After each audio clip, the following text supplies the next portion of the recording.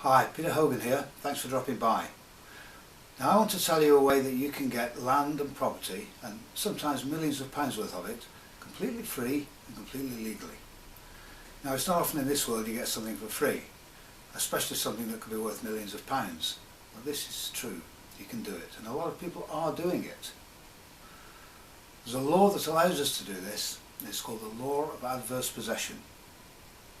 And the law says that if you can possess land or property, a house empty or abandoned land or property, and hold it for a period of time, then you can get free title to that. You can get title to that and it becomes yours. This is the same law that allowed an Irish tramp called Harry Hallows to legally claim a £2 million mansion in Hampstead Heath. It's the same law that allowed an Oxfordshire farmer called Mr. Graham to legally claim £10 million worth of building land. It's the same law that's allowed me to possess, not yet claimed but possessed, around £15 million worth of land already this year. What's the catch? Of course there's a catch to that. It means I've got to wait a few years before I actually get full title to it. But I don't care.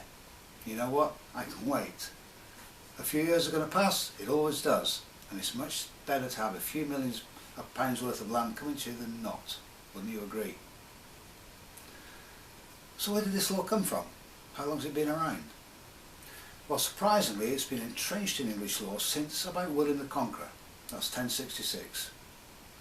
You know the story. William the Conqueror came over here, beat us at the Battle of Hastings, declared himself king, and at the same time he declared that all land in the country would henceforth become crown property. And it still is today. All land is owned by the crown. You may think if you bought some land or you own some land that it's yours, but really you only own the rights to it. Ultimately the crown owns it. However, having the crown own the whole country at that point presented him with a kind of a problem. He didn't have the means to manage all that land. So he had a great idea.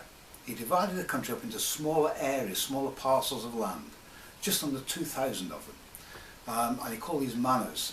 And in order to manage each manor, he installed a head called a lord. He created a lordship.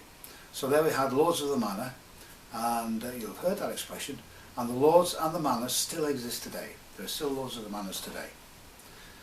Now this was great, but of course lords died, and the last thing the king wanted, or anybody else wanted, was for these manors to have nobody running them. So the law came about that if one lord took over another lord's property and held it for 6 months, then he not only got the land, but he got the title as well. And that is, in essence, is what the law is today. If you can take over empty or abandoned land or property and hold it for a period of time, then you can claim full title to that. It becomes yours. And that period of time has changed over the years, from the initial 6 months to as much as 60 years at one point. For many years it was 20 years. Until the land registration changed, big changes with land registration in 2002, and it became 10 years for registered land or property and 12 years for unregistered land or property. So now you need to hold your land for that amount of time. Although there are legal ways to shorten that time. I have to tell you, you can shorten that time considerably sometimes. So that's simple. It's there, it's a law. The law says that you can do it. But how do you go about that? How do you go about possessing empty land or property? That's it. What you need to do, first of all, is identify your property or your land. Once you've done that, you need to stick a notice like this on the property. Either on the door if it's a property, if it's a house, a building, on the door, or on a fence, or on a stake in the land if it's land. And you need to say private property, keep out, and you need a name and telephone number. And that needs to be there for everybody to see. Now, the posting of this notice has a couple of effects. One is that it starts the legal process going on, and this is a legal process. Now once that notice, the second your notice hits that door or that wall, the clock starts to tick and it's counting down your time. Now it's not enough just to put that on and wait 10 years, it doesn't work like that. There's lots of things you need to be doing, legal things. The law says that you need to have an intention to possess. The possession must be continuous. that you must have exclusive possession, and lots of other things as well.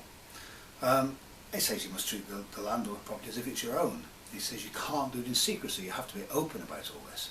So there's lots of things you need to be aware of, and there's lots of other things as well that have come out through the course of the years in various court cases about this.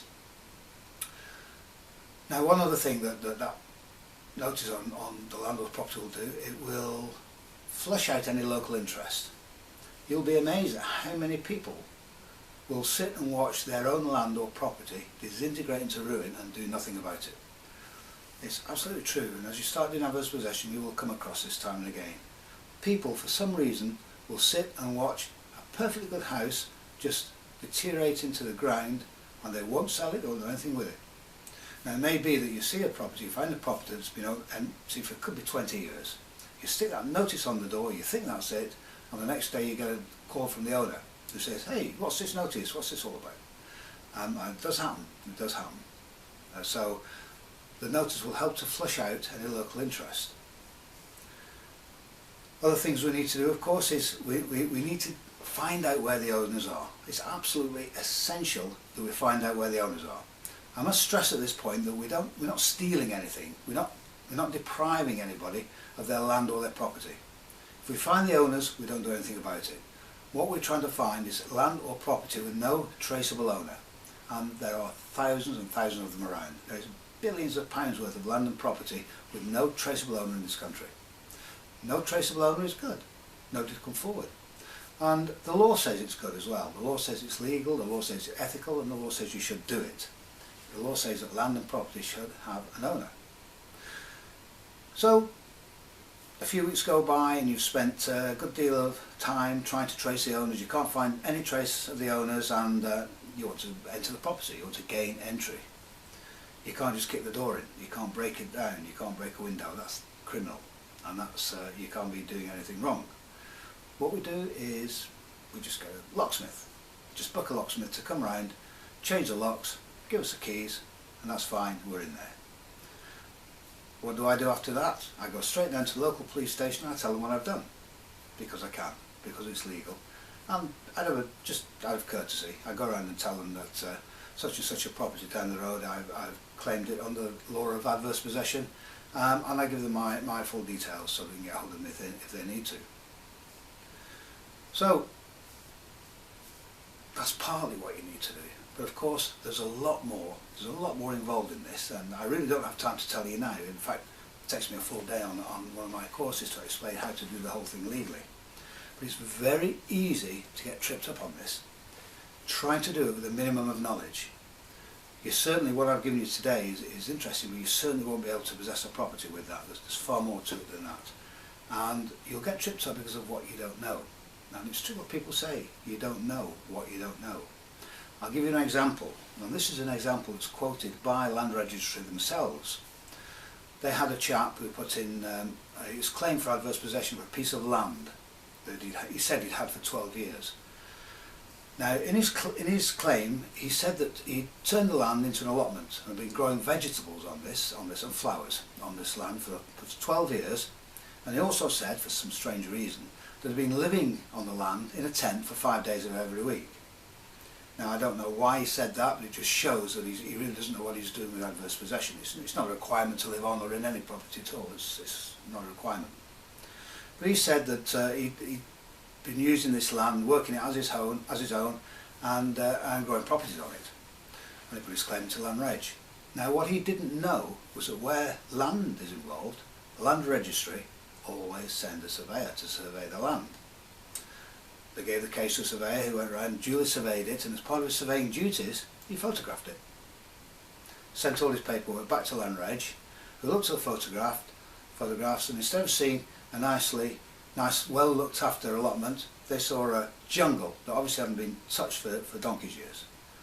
The guy lost his claim, obviously. He'd lied, and it's a question of whether that's fraud as well. If you make a mistake now, and you wait any number of years, anything up to 10 or 12 years, and then you put your claim in, and you don't get it because of a single, simple mistake you've made today, you're going to be kicking yourself, aren't you? Now, you can learn how to do this yourself, of course. I did. I taught myself all about adverse possession. It took me a long time. It took me 12 months, a lot of work, a lot of research, and I'm still learning. Now, if you've got a year, you can certainly go out and do it yourself, or you can come on one of my courses for a day and I can show you how to do it. It's very easy once you know how, like everything. Now,